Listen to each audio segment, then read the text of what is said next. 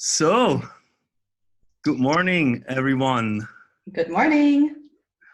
We just turn on the broadcast and we wait 1 or 2 minutes until everyone joins. The counter is going up.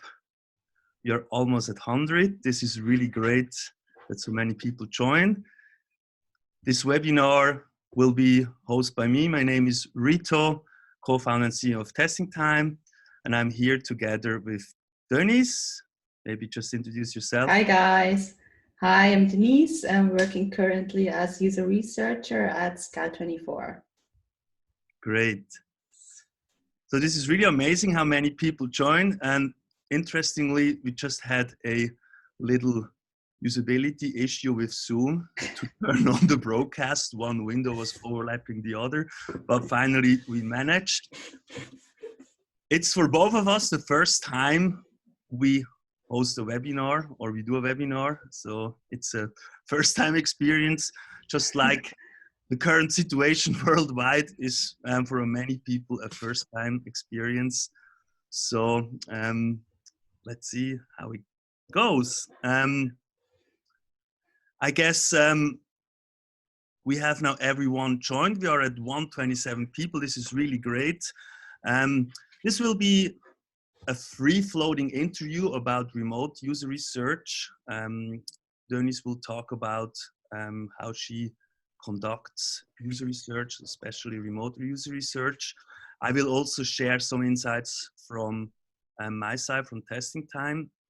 And for all those who stay till the end, we will share some goodies for later on. We will also follow up with a blog post because we just learned that a lot of people are currently struggling about which tools to use to conduct user research, and we will follow up with a deep dive blog post after the webinar. So I'm going to share now some slides. Oh, maybe you could still mention the Q&A session afterwards. Yes, that's very good. Thanks, Denise. We also will do a Q&A session. So the webinar, the chat between us will be half an hour, and then we will collect questions. You can put them into the Q&A box, and then we will take the most important ones. You can upvote existing questions, and then we will have a little chat. I'm curious to learn what you want to learn about. So now I'm sharing my screen. Good.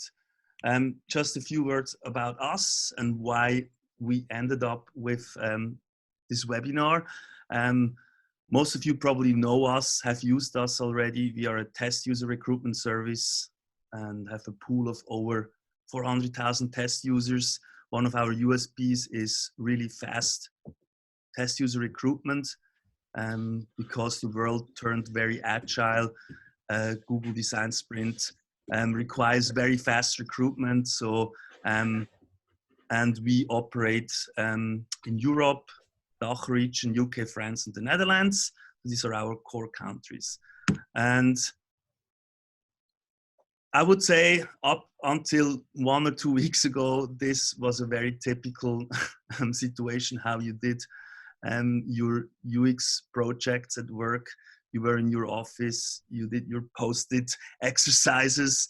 You could be very close to each other, and suddenly the world changed. We kind of observed this with a drop or cancellations of in-house orders. And I thought like, whoa, okay, now people are getting scared of meeting test users physically in their office. And on top of that, suddenly, starting this week, more or less, we were forced to work from home, not just in Switzerland. Now it's happening all across the world. And for people, this is a very new experience. Luckily at Testing Time, we did some remote week last year to exercise because part of the team is already remote. So just to build empathy. And for us, it's not that crazy. But for a lot of our customers, it is a whole new situation. and there are also people with kids. Suddenly schools are shut down, and to struggle this is a very, very difficult situation.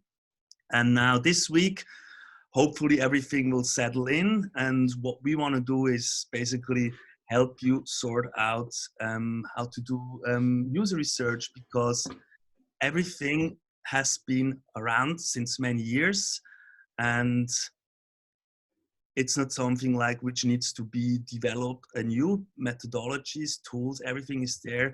Now, together with Denise, we want to share some insights on how you can reorganize your life and actually do just the same way, great user research and learn what you need to do to make your users happy. So I will now hand over to Denise. So I need to stop sharing here. And Yes. yes, so Denise, the stage is yours. Maybe let's start. What is a typical user research study at Scout24? Yes, so maybe let me share with you my slides quickly, just so everybody knows what is Scout24. So Scout24 hosts several platforms. We have Anibase, MotoScout, AutoScout, EmoScout, and Finance Scout, which is newly launched. Me, as a user researcher, I work currently for all platforms. So depending on what research question the product teams has, I'm stepping in to support them. So typical research in Scout24, there's not really a typical research. As I said, it depends on the research questions. But for us currently, we do also remote testings and also foremost also remote interviews. Mm-hmm. The reason why I reached out to you, because you, Scout24 has been a customer of ours since many years, and I was always amazed how much you do remotely. Almost every second order is sort of a study with Lookback and these things, and I thought like, and you also challenged us all the time, like, hey, your partnership with Lookback, why is it like technically still so difficult and so on, and I thought like you are the perfect webinar partner. So can you maybe walk us through a typical remote study? So how you plan it, what tools you use, and analyze it? Sure. So usually somebody from the product team comes to me and wants to do a usability testing. We then set up like a project documentation where we really think about what is our research question, where do we want to put a focus on for usability testings, for example. And then we look on what are the recruitment criteria for this setting. Then we come to you, order test persons, usually around 4 to 6 persons when it's remotely. And we then book the room in Bern. I mentioned it already before. We have like a testing lab in the city where we can book for a whole day and really focus on our testing sessions. Afterwards, we do a debriefing, also say in the same lab. Yeah. And usually we do it in partners, so it's me and somebody from the product team, if possible in the same room. But nowadays we have also a lot of tools where we can use to work collaboratively. Mm-hmm. Mm-hmm. So you mentioned this test lab, I think you called it testing kitchen in Bern. Yes. So that's very interesting. So basically you conduct also remote studies out of your testing kitchen in Bern, is that correct? Yes, it's quite important to have like a comfortable and quiet environment when you do testing sessions, even though it's remote. Mm-hmm. So you can really focus on your sessions there. Mm-hmm. Okay. And also what I learned when we did some chatting beforehand, actually you also do a lot of in-house tests there. Is that correct? Yeah, that's correct. Since we are based in Flamatt, Flamatt is like around 15 minutes by train. Mm-hmm. We decided to have a centralized testing lab in Bern where we can also invite in-house people, since we have experienced some no-shows when we do in-house testings in remote places. Yeah, okay. This is actually a good point, like Flamatt, well, Switzerland, for most of the attendees, I don't know, they know it's a small country, but still there are some remote locations, and Flamatt is one of those. And so that's how you kind of counter fight it with a testing kitchen. But now, even now in this current situation, you can no longer go to the testing kitchen unless you're probably alone. So you have to do it at home. And I remember you prepared a slide with some tools, how you, what kind of tools you use for preparation and conduction of a user research. Maybe let's jump into that. Yes, so I'll share my slides here. This is like just a small list of tools we use currently also at Scout. So we have this specialized tool for remote research. It's called Lookback. It handles for you the video call, the recording, and also the video editing for researchers. This is paid, but there are also other tools which are free, for example, Google Hangouts, Zoom, and Skype. Then parallel, you can use a screen recorder, QuickTime Player, ScreenFlow, or OBS Studio. And for the collaborative tools, which you can use with your team, Google Office tools, I think that's quite popular nowadays, Miro or Mural. Miro and Mural are like, let's say, a digital whiteboard where you can move Post-its around. So interesting. And when do you choose Lookback over Zoom or Skype? Does it depend on your study, and which study? We decided to use Lookback because it does relieve the stress from setting up the technical things for the testing. So it handles for you quite everything. When you use video conference tools and screen recording, sometimes they're not compatible or they're not working very efficiently. Okay. Yeah, but also in Lookback, there are some drawbacks. Maybe we can speak about that later. Have you used Lookback also for unmoderated studies or just for moderated? Me personally, I don't have a lot of experience with unmoderated studies. I really appreciate to have like the direct contact with the participants. So yeah, haven't tried it out yet. Okay, so that means unmoderated user testing is not really something you practice. Yes. Okay, it's also my opinion that I mean, there are reasons to do unmoderated. There are tools out there, but we also mostly practice remote moderated sessions where you actually have a face-to-face conversation, like we have in a way right now. Yes. One thing I learned the other day, Google Hangouts, or I think it's now called Google Meets. Because one of the tricky thing was about smartphone apps, and this hasn't been really solved very well until now. Lookback has some smartphone support, so you can stream your screen, but it's also it requires some setup, and in a way for a really remote session where you cannot attend the participant, it's still difficult. But what I discovered the other day, Google Meets and iPhones on both sides actually have a streaming functionality of the smartphone screen. This is really cool. I've never tried it in a real session, but actually you can suddenly, with one click or tap, you can stream your smartphone screen. Have you used that before, or how did you do it? So up until now, we didn't do any mobile remote sessions. We still prefer to do it in person, but it's surely something we want to try out. Cool. Yeah. And so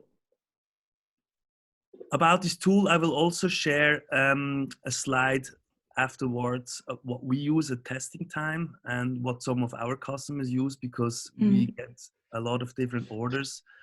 And we will also follow up with a blog post, as I said before, to really share about the landscape of tools, when to use what. I think this is now really needed. Can we talk a bit about, in general, pros and cons, remote research versus in-house studies? We believe Corona will be a temporary thing, and so we can, at some point in 1 or 2 months, go back to do in-house studies again. But still, we believe, and I always promote, remote user research is a great thing. Can you share your pros and cons? Yes, I've also made a slide about it. So pros, definitely you can increase the reach for any special recruiting criteria you have. So in person, you have only, let's say, Bern City, which you can recruit. And when you do remote research, you can really do interviews from people in Zurich, in Bern, or even in the French-speaking part. It's location independent. You can do it anywhere. Just look that it's a quiet environment. Less time consuming for the participants, since they don't have to go to your testing facility. Definitely budget friendly, and it's quicker to recruit the participants. The cons are, as you said, it's a little bit hard to test mobile versions of your product, and it's hard to interpret non-verbal cues. So if you see somebody on the screen, it's not the same as if you see the person in person. There are some technical hurdles for the participants. So participants who are not used to work with digital tools, they need like a little bit more setup time than others.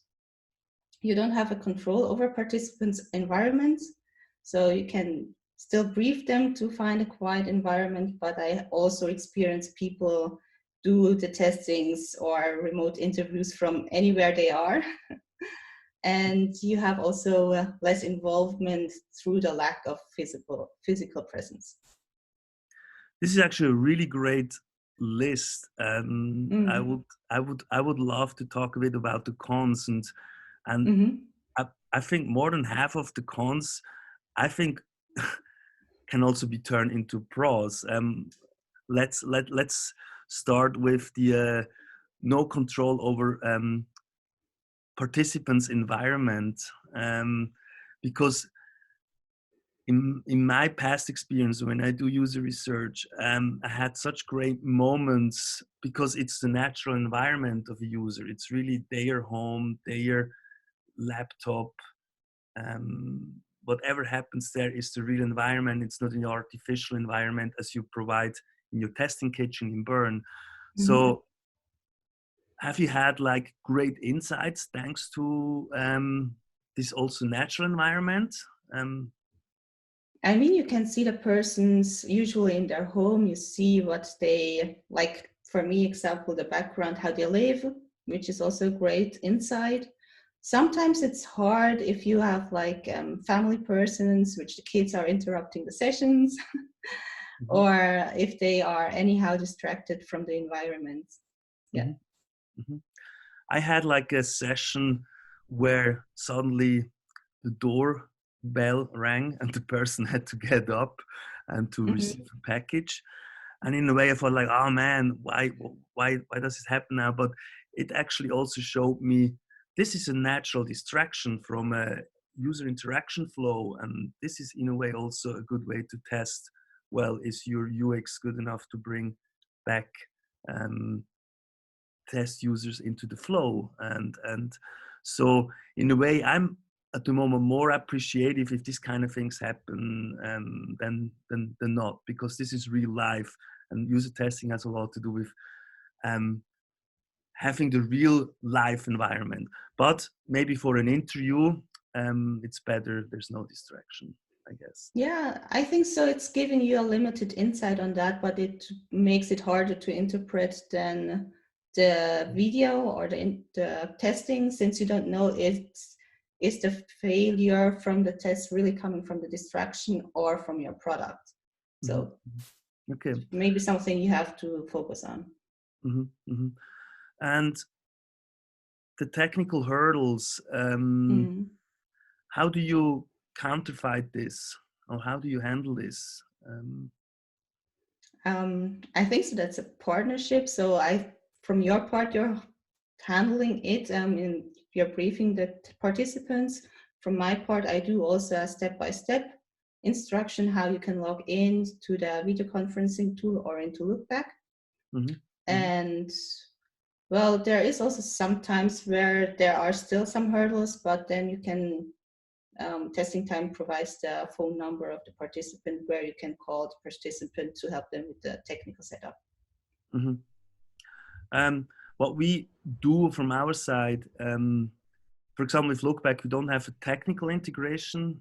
This will maybe happen sometimes in the future, but we do have like some support content for test users and customers. There's so many tools our customers use that it's sometimes hard to catch up.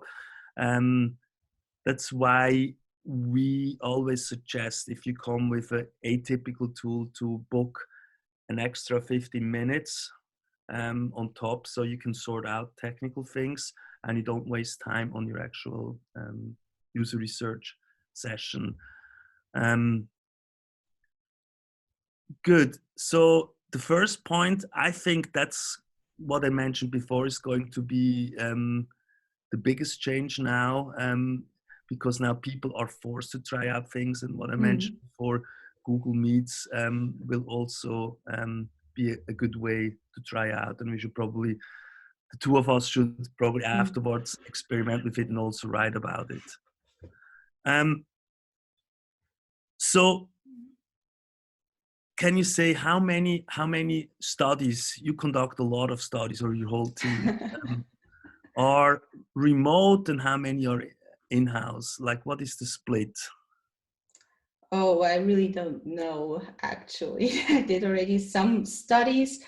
For me personally, before, the whole crisis, I prefer to do in-person testings and interviews. But sometimes, as you can see, the recruiting criteria is too special. Then we do remote studies. Maybe it's 1/3 to 2/3, but I really can't say for sure. And now,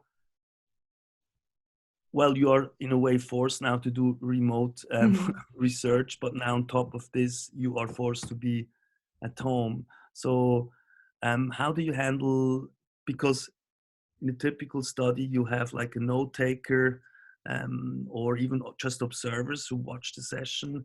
So how is this going to happen right now? Can you talk a bit about that? So Lookback handles this quite good. We have this, there are different roles, the moderator, collaborator, and the observer. So all observers, they do have actually a link where they can just stream the session. The participant doesn't really feel that other people are watching the session, and they can do via chat from the tool. They can ask also questions through me. So I see the questions the team is asking, and then I can, as a moderator, ask the questions to the participant. Okay, thank you. And that's the great advantage actually of Lookback, the observer infrastructure. If you do like use a video conferencing tool, observers will pop in and it will distract the test users, like, who is that now? But still, oftentimes for an interview, we can do it alone, and you don't always need a note taker for observers. Or do you always work with note takers and observers? I always work with note takers. It's much less work afterwards if you have a note taker, and we can discuss the sessions afterwards.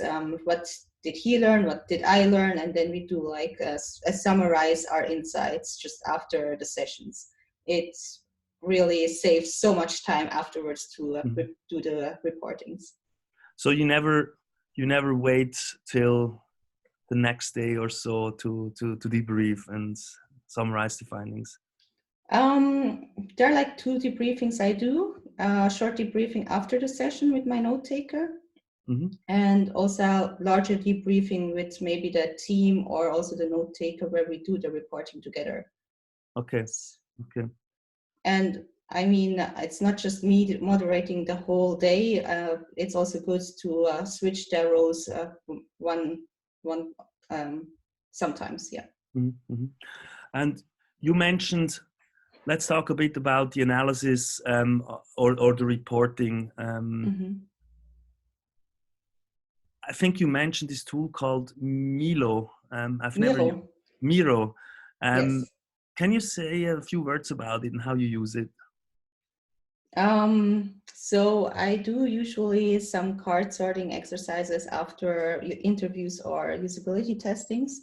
For that, Miro is quite good. You can do like virtual post-its on the board and move them around and really define where are the clusters of usability problems or insights. But you don't use Miro as like optimal workshop card sorting type of thing. Optimal workshop is more for the participants when they do a card sorting, and for like collaborative team working, I prefer Miro. Okay. And how formal do you have to do reporting afterwards? Is this no formality or?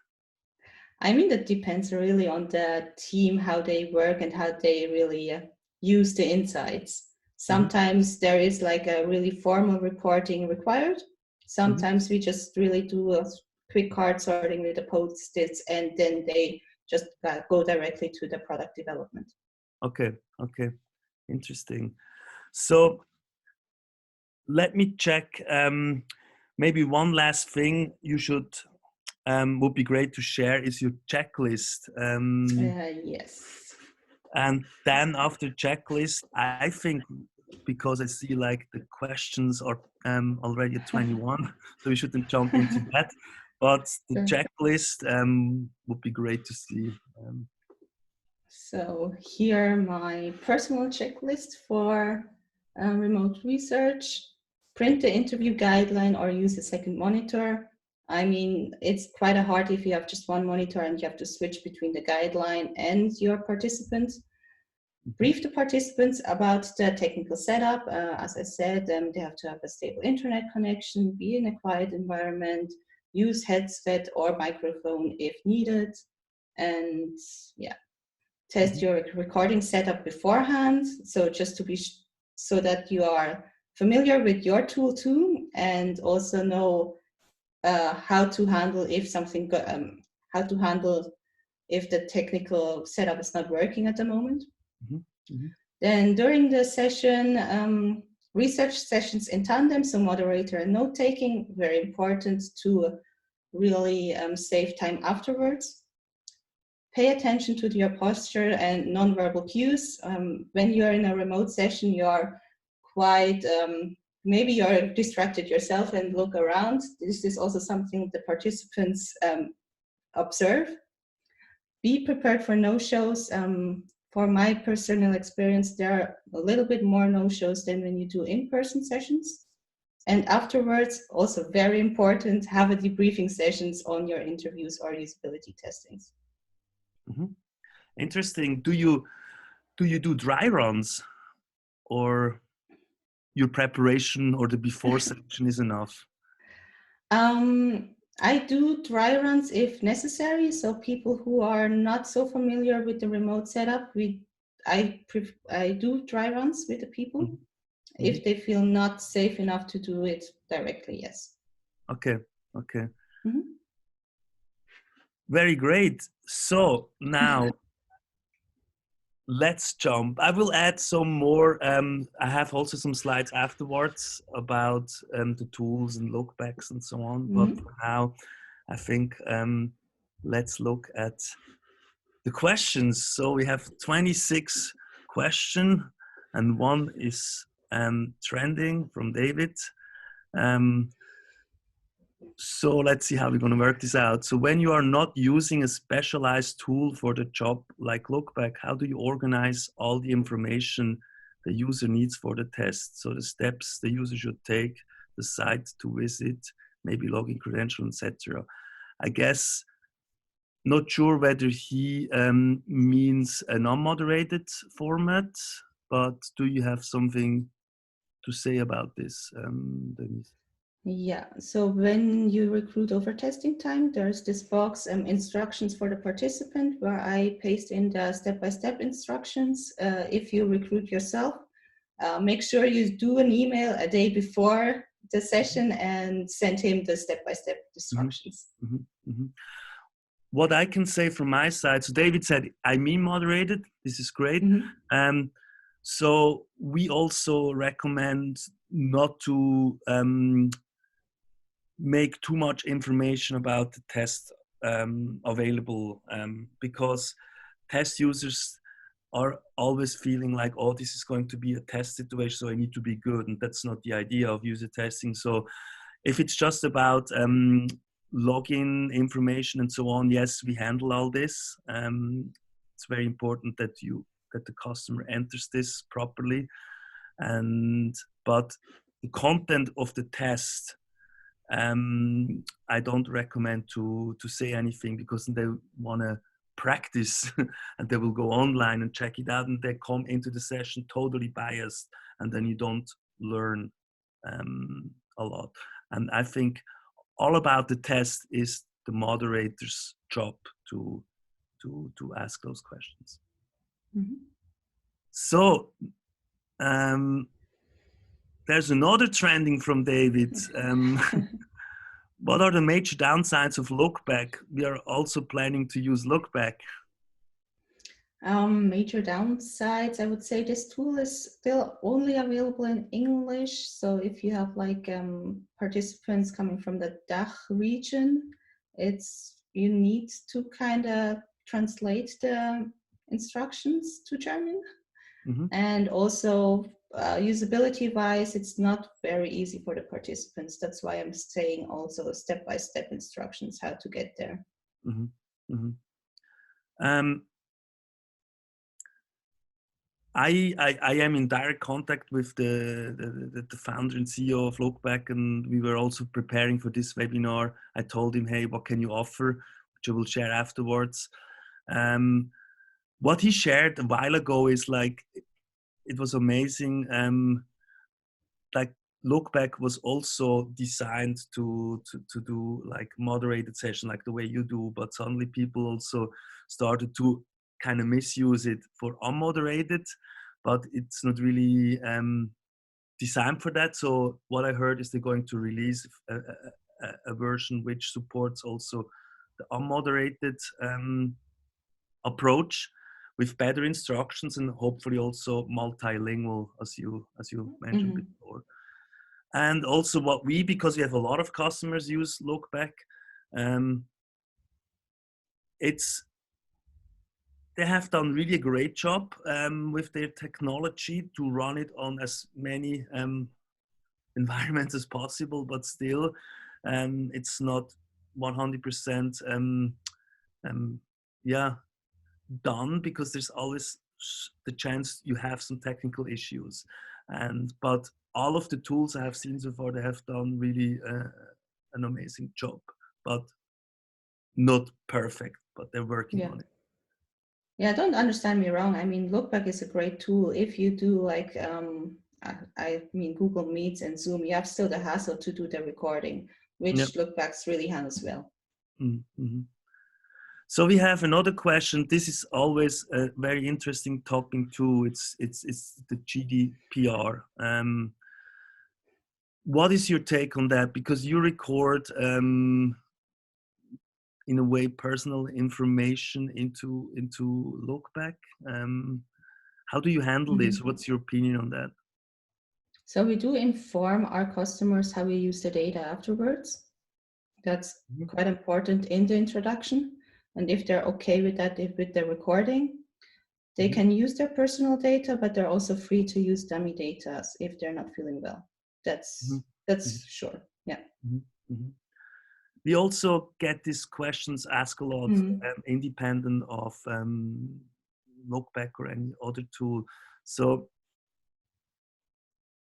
it has, people are much more informed right now, and we had to also implement on our side a lot of things. But the beauty about testing time is it's our data. So the customers like you don't have to worry when you talk to these people that you violate any GDPR. Of course, when you start to record on your side, you also need to make sure that you handle the GDPR requirements. But from like the data we provide, we have made sure everything is handled accordingly, and we have on a regular basis test users writing us, we want to be removed according to GDPR, and that's what we handle.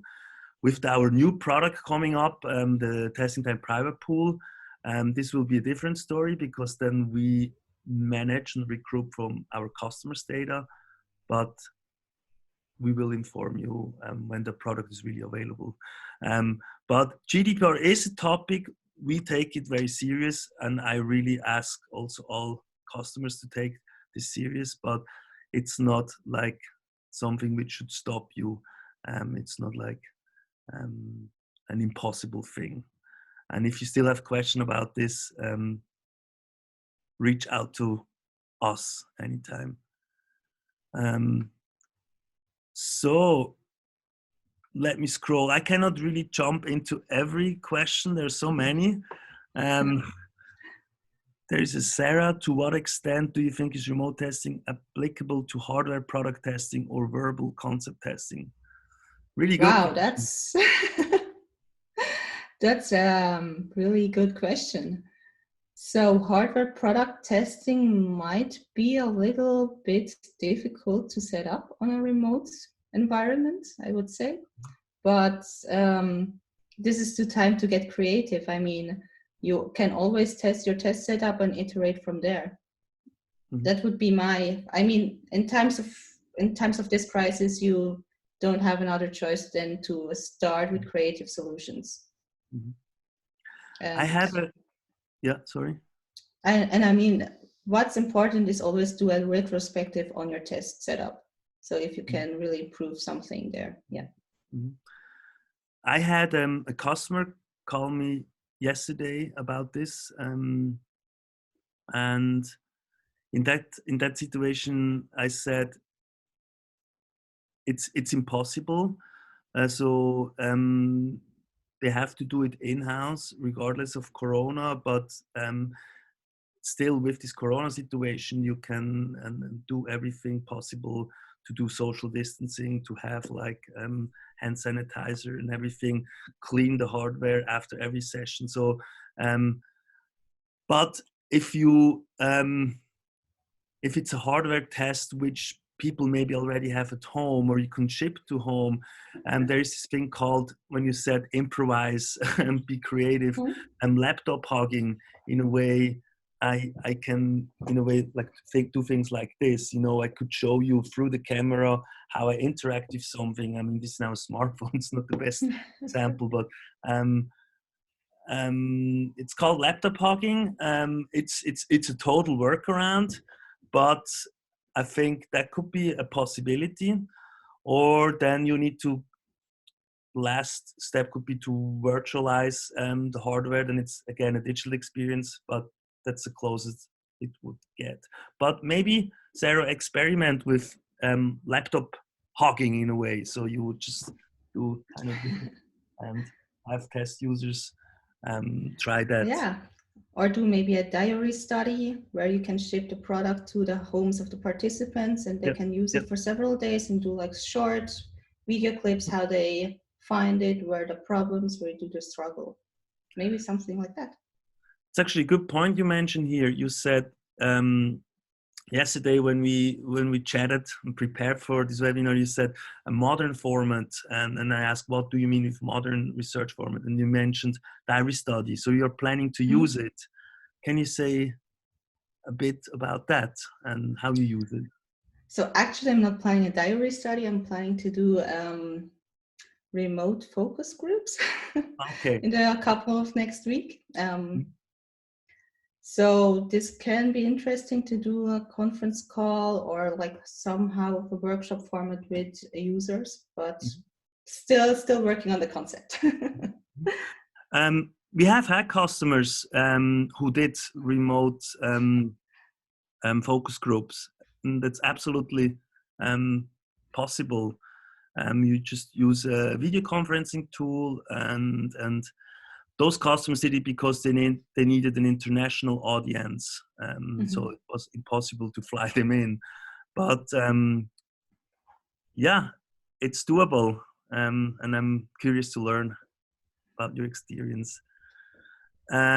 So let me go back to the questions. There's so many, and I think we should also follow up on them.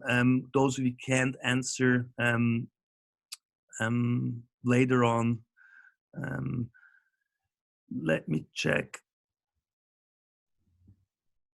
Alex, technical question. Company uses Skype for business teams. Testing time users use Skype. Can SFB participate at the sessions with testing time users?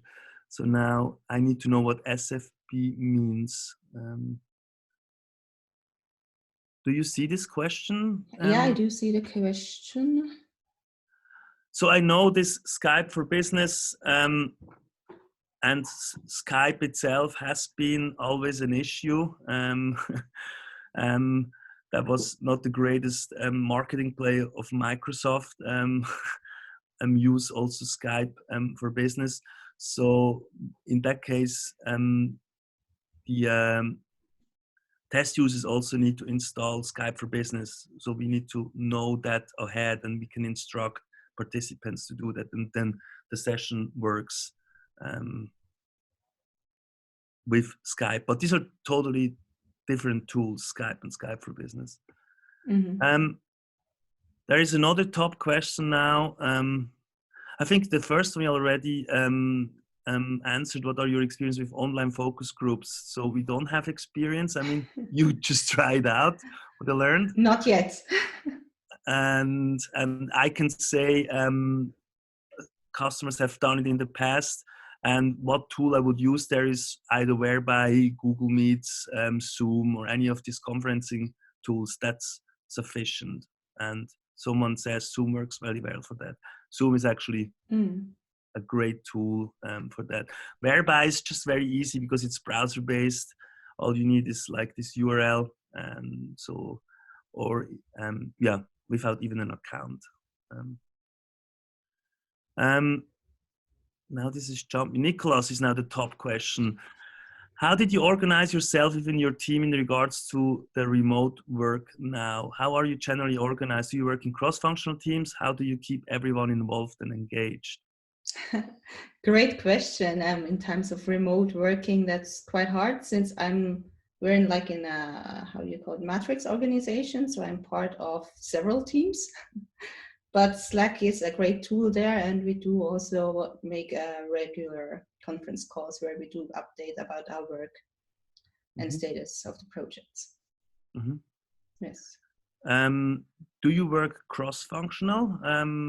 It's like with all the different teams, or is like the UX team at Scout24 among themselves, or how do you handle it? We work cross-functional. So as I said, it's a matrix organization. We are user research teams, but we are working actually with other product teams, which is product manager, UX designer, front-end development, back-end development, SEO, pricing manager. Okay. So yeah. Maybe from testing time side, we also use Slack to communicate. Every employee has to be a participant in a user test, but also has to do a user test. So to build empathy, but to learn, and whether it's sales, testing out the pitch, or I don't know, finance to optimize the invoice, whatever it is, you know, they have to be familiar with the UX. So I think we have to slowly wrap up. There are a lot more great questions. I think we will go afterwards through them and share the answers in written. What I want to do is now, I need to go into presentation mode here. So now we have, like, since over a year this partnership. We are in a way friends, not yet a technical integration, but we support each other to have like a smooth experience. Lookback is the pro on the user research tool. We are the pros on the recruitment, and together we are a great user research stack. So I talked to him yesterday, to Henrik, and he said, if you want to start using it, we will give you an extended trial. I think it's beyond 30 days. Just ping them and no questions asked. And they will introduce now unlimited observers in all plans. So that means, especially in this Corona situation, people can easily join in and observe user research session. And you can read on this blog about it, and we will also share the slides afterwards, so no worries.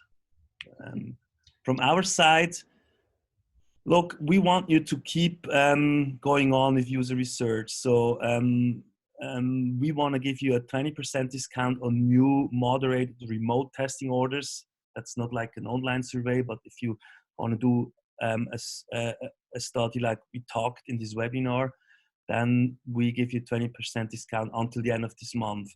It's time limited because we want to get you out of this freezing mode and to just keep going, because user research will become more important than ever, because this Corona crisis also made a huge push towards digitalization, and this is crazy, and there will be so much coming for us user researchers. So get the thing going. So 10% discount. Still a free switch from in-house to remote. So if you have existing orders, we will switch them around to remote. We don't want you to abort it. And you can get in touch with us anytime through that contact form. Also, go on our blog or resources. There is a guideline for moderated user tests. It's very much in line what Denise shared today. We have a user testing kit, so we help you to structure the preparation of your test script, to take notes, to even analyze with a spreadsheet.